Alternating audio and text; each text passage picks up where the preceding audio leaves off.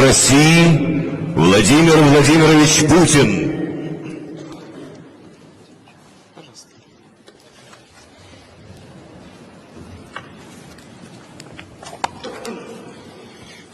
Добрый день, уважаемые коллеги. Тенденции ее развития. Результатом проведенного в режиме диалога с законодательной, исполнительной и судебной властью, федеральными и региональными органами, структурами местного самоуправления стала президентская программа совершенствования и оптимизации российской власти. Такой подход в полной мере отвечает Конституции Российской Федерации и носит системный характер, конкретен и поддерживается на местах. Важнейшее звено программы – новые принципы и механизмы назначения глав субъектов Российской Федерации через избрание по представлению главы государства законодательными органами власти. Принят соответствующий федеральный закон, он начал свою юридическую жизнь. Закон, как известно, вызвал в обществе дискуссии, споры. И это серьезный знак. Общество не безразлично к политике, оно овладевает современной культурой, демонстрирует ответственность за качество власти. С нашей точки зрения, заявленный подход очень прагматичен. Он связывает два института непосредственной демократии, повышает уровень совместной солидарной ответственности федерального центра и регионов за эффективность системы органов государственной власти, укрепляет ее единство.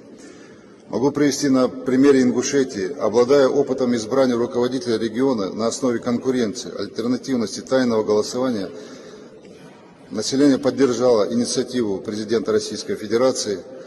Оно увидело в возможность повышения авторитета власти, преодоления негативных страниц в избирательных технологиях.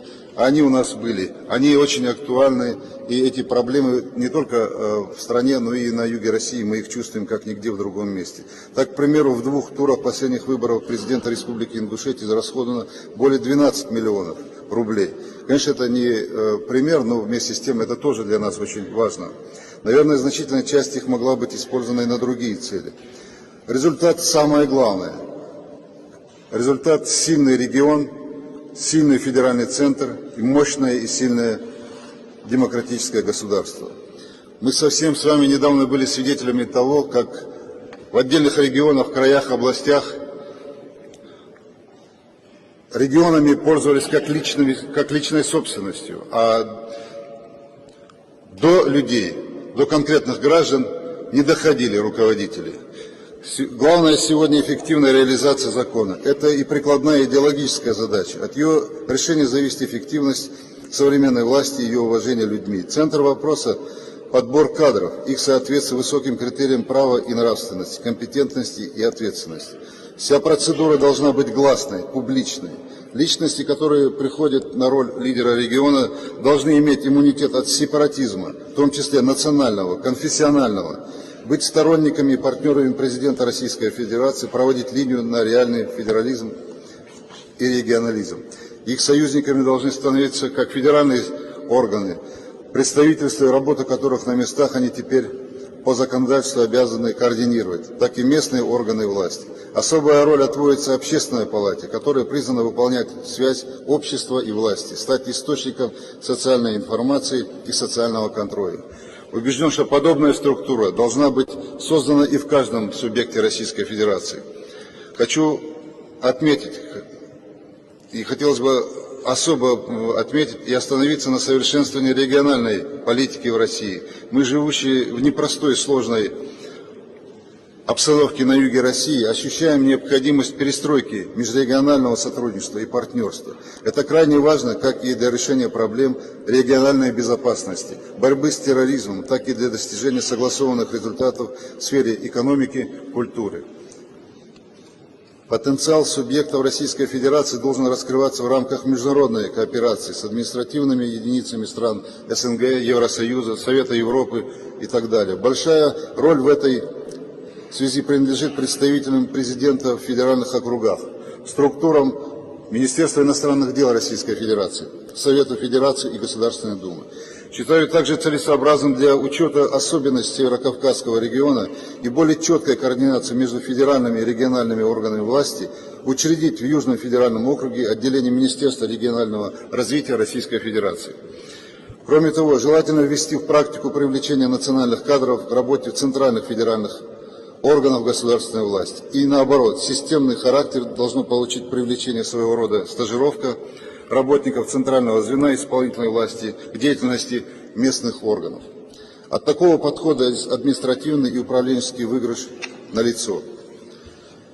И последнее. Осознав значение оптимизации власти, усиления и укрепления авторитета в обществе, усиления ее единства, интегрированности, важно двигаться вперед. Подобные движения требуют встречных шагов, как со стороны федеральных, так и региональных законодателей. Крайне важно перенести решение вопросов эффективного государственного строительства в правовую плоскость. Соответствующие программы совершенствования работы региональных властных структур, думается, должны быть приняты в каждом субъекте Российской Федерации. Определенные аспекты координации, согласования следует решать в рамках партнерства с центральными и другими региональными структурами. Государственный совет Российской Федерации, мы сегодня можем говорить, что он эффективно функционирует, и вот Государственный совет в этой деятельности призван играть и дальше самую активную роль, занимаясь в частности общероссийским мониторингом вместе с другими государственными структурами, с полномочными представителями президента в округах, с Советом Федерации и Государственной Думой. Я думаю, что та инициатива, которая была высказана президентом Российской Федерации, с которой выступил Владимир Владимирович на расширенном заседании правительства Российской Федерации, позволит укрепить, позволит сделать так, чтобы у нас не было так, чтобы регион существует сам по себе, федеральный центр сам по себе. Нам нужна сильная Россия, нам нужен сильный регион, нам нужен сильный федеральный центр, и нам нужно сильное и мощное государство. Так оно и будет. Спасибо за внимание. Спасибо большое.